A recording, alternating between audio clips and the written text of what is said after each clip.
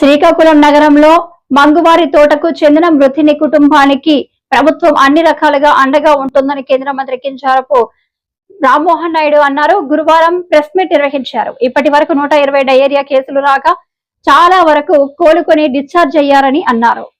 సురేష్ వాళ్ళ కుటుంబానికి పరామర్శించడానికి కూడా నేను ప్రత్యేకంగా రావడం జరిగింది. కుటుంబ సభ్యులతో కలిశాను, వాళ్ళ పిల్లలతో కూడా కలిసి భరోసా చంద్రబాబు నాయుడు గారి తరఫున అలాగే కూటమి ప్రభుత్వం తరఫున కూడా వాళ్ళకి ఇచ్చాం. ఖచ్చితంగా ఆ కుటుంబానికి ఆదుకొని వాళ్ళకి భవిష్యత్తులో ఇబ్బంది లేకుండా చూసుకోవడానికి మా వంతు సహకారం అన్ని కూడా అందిస్తాం. అలాగే ఈరోజు ఒక్కసారి మనం ఈ అవుట్ బ్రేక్ తాలూకా సిచ్యువేషన్ మనం చూసుకుంటే ప్రస్తుతానికి చాలా వరకు కూడా సద్దుమణిగా అయింది.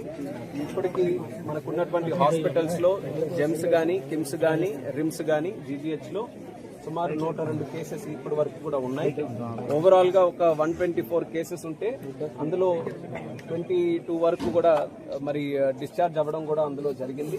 సో ప్రస్తుతానికి 102 కేసెస్, అందులో ముఖ్యంగా ఒక 4 వార్డుల్లో ఉన్నటువంటి ఏరియాలు అంటే సుమారు 4800 మెంబర్స్ ఉండేటటువంటి 4 ఏరియాల్లోనే అత్యధికంగా ఈ యొక్క అవుట్ బ్రేక్ ని మనం చూస్తున్నాం. కార్పొరేషన్ లో ఉన్నటువంటి 50 వార్డుల్లో సుమారు మిగిలినటువంటి వార్డుల్లో ఈ యొక్క 4 రోజుల్లో 30 కేసెస్ వరకు వస్తే ఈ యొక్క 4 వార్డుల్లో ఓవరాల్ గా మనకి 120 కేసెస్ వరకు ఇందులో మనకు కనిపించాయి. అయితే ఈ 120 కేసెస్ కూడా అన్ని కూడా క్రిటికల్ గా ఉన్నటువంటి కేసెస్ కాదు. ఇందులో మనం జిల్లా కలెక్టర్ గారు స్వప్నిల్ గారికి కూడా మెచ్చుకోవాలి. మండే నాడు ఎప్పుడైతే ఆయనకు ఒక 4 కేసెస్ వచ్చినట్టుగా సమాచారం వచ్చిందో ఇమీడియట్ గా ఆయన లొకేషన్ కూడా వచ్చి ప్రజలందరినీ కూడా అప్రమత్తం చేసి చిన్న సిమ్టమ్స్ ఉన్నా సరే ప్రతి ఒక్కరు కూడా ఇమీడియట్ గా హాస్పిటల్స్ కి వచ్చి చెక్ చేసుకోవాలి, అక్కడ మీరందరూ కూడా అడ్మిట్ అవ్వాలని చెప్పి ఆయన ఇచ్చినటువంటి పిలుపుకి, ఆయన చేసినటువంటి వీడియోకి స్పందించి అత్యధిక మంది ఒక ఏదే ఇమీడియట్ గా ఇష్యూ లేకపోయినా సరే లేకపోతే చిన్న సిమ్టమ్స్ ఉన్నా సరే వాళ్ళు కూడా వచ్చి హాస్పిటల్స్ లో కూడా జాయిన్ అవ్వడం జరిగింది. సో ప్రభుత్వం ఎంత బాధ్యతగా ఈ యొక్క ఇష్యూ మీద వ్యవహరిస్తుంది అన్నానికి అదొక ఉదాహరణ. కేవలం ఎవరికైతే డయేరియా ప్రాబ్లం ఉందో లేకపోతే ఎవరైతే అడ్మిట్ అవ్వాల్సినటువంటి పరిస్థితులు ఉన్నారో వాళ్ళకే కాకుండా చిన్న చిన్న సమస్యలు ఉన్నా సరే వాళ్ళకు కూడా ఇమీడియట్ గా జాయిన్ అవ్వబోతున్నాం. అన్ని టెస్టులు కూడా వాళ్ళకి చేసి ఎక్కడ ఇబ్బంది లేకుండా తిరిగి ఇంటికి పంపించే ప్రయత్నం చేస్తున్నాం. ఈ రోజు స్టాటిస్టిక్స్ కూడా మనం చూసుకుంటే ఎవరైతే క్రిటికల్ గా ఉన్నారో వెంటిలేటర్స్ మీద ఉన్నటువంటి పేషెంట్స్ కూడా 2 ఉండేవాళ్ళు, వాళ్ళు కూడా ఈ రోజు వెంటిలేటర్ బయటకు ఈ రోజు వచ్చారు. అంటే వాళ్ళ తాలూకా హెల్త్ కూడా కండిషన్ ఈ రోజు చాలా మెరుగుపడింది.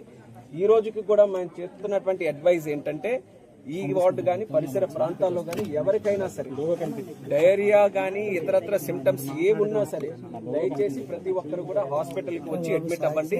ప్రభుత్వం మీకు అన్ని రకాలుగా మెడికల్ ఫెసిలిటీస్ అన్ని కూడా ఇప్పించి అన్ని టెస్టులు కూడా చేయించి మీకు ఏ ప్రాబ్లం లేని విధంగా చూసుకొని మీకు పంపించే బాధ్యత ప్రభుత్వం తీసుకుంటుందని మళ్ళీ ప్రజలకు అందరికీ కూడా తెలియజేస్తున్నాం. ఇక వాటర్ సమస్య అన్నటువంటి విధంగా ఏదైతే ఒక కారణం ఉందో దానికి సంబంధించి శాంపిల్స్ అన్ని కూడా తరోగా చెక్ చేస్తున్నాం. ఒకసారి జరిగినటువంటి శాంపిల్స్ లో కంటామినేషన్ అంత జరగలేదన్నటువంటి వచ్చినా మళ్ళీ దాన్ని రీశాంపిల్స్ అన్ని కూడా తీసుకొని వివిధ ఏరియాల నుంచి కూడా తీసుకొని దాని మీద కూడా తరోగా టెస్టింగ్ అన్ని కూడా చేయిస్తున్నాం. అలాగే ఇది కాకుండా వేరేగా ఫుడ్ కారణాల వల్ల ఏమైనా రావచ్చు అని చెప్పి ఈ ప్రాంతంలో ఉన్నటువంటి ఫుడ్ స్టాల్స్ గానీ, సెంటర్స్ గానీ, లేకపోతే చికెన్ మటన్ సేల్ సెంటర్స్ గానీ అన్నిటినీ కూడా తరోగా వెరిఫై చేసి కొన్నిటికైతే పర్మిషన్స్ కూడా క్యాన్సిల్ చేసి అమ్మకాన్ని కూడా ఆపించే ప్రయత్నం కూడా ప్రభుత్వం తరఫున అవన్నీ కూడా చేశాం. అంటే ఎన్ని విధాలుగా ఈ యొక్క అవుట్ బ్రేక్ రావడానికి కారణాలు ఉంటాయో ప్రతి ఒక్కటి మీద కూడా విశ్లేషణ చేసుకుంటూ మూల కారణం తెలియజేసుకోవడానికి అన్ని రకాలుగా చర్యలు కూడా చేపడుతున్నాం. ఇక మిగిలినటువంటిది ఈ పైప్ లైన్స్ కానీ డ్రైన్స్ తాలూకా ఏదైతే ఇష్యూ ఉందో దాని మీద నిన్న మన అర్బన్ మినిస్టర్ గారు నారాయణ గారు కూడా వచ్చి థరోగా రివ్యూ చేశారు. గతంలో ఏ వర్క్స్ జరిగాయి, ఇప్పుడే వర్క్స్ జరుగుతున్నాయి, అన్నిటినీ కూడా మానిటర్ చేసుకొని ఒక రకంగా చెప్పాలనంటే మళ్ళీ కూటమి ప్రభుత్వం వచ్చిన తర్వాతే దీనికి ఎక్కడ రమ్మన్నా సరే కూటమి ప్రభుత్వం సిద్ధంగా ఉంది.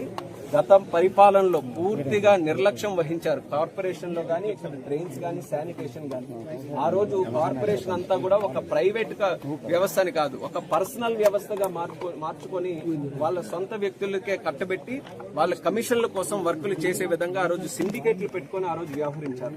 మళ్ళీ కూటమి ప్రభుత్వం వచ్చిన తర్వాత వాటన్నిటిని కూడా మార్చి క్వాలిటీగా పనులు చేయాలి, అటువంటి వ్యక్తులతో పనులు చేయించాలనే ఆలోచనతో ఇక్కడ కొన్ని నిర్ణయాలు తీసుకొని వర్కులన్నీ కూడా స్పీడప్ చేయించాం.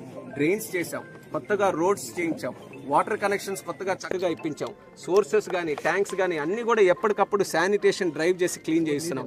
మీ అందరికీ కూడా తెలుసు, ముఖ్యమంత్రి గారు స్వచ్ఛాంధ్ర ప్రోగ్రామ్ ని ఎంత ప్రతిష్టాత్మకంగా తీసుకొని ప్రతి 3వ శనివారం కూడా ఈ శానిటేషన్ మీద, స్వచ్ఛత మీదే ప్రత్యేకంగా ప్రోగ్రామ్ కూడా డ్రైవ్ చేయడం జరుగుతుంది. దానివల్ల ఎన్నో మెరుగైనటువంటి కార్యక్రమాలు మన శ్రీకాకుళం కార్పొరేషన్ లో, దానికి మించి భవిష్యత్తులో కూడా చేయడానికి సుమారు 100 కోట్లకు పైగా వర్కులు కూడా నిన్న మన మంత్రి గారు వచ్చిన తర్వాత ఆయన కూడా స్పెషల్ గా గ్రాంట్స్ కూడా కొన్ని కేటాయించడం జరిగింది.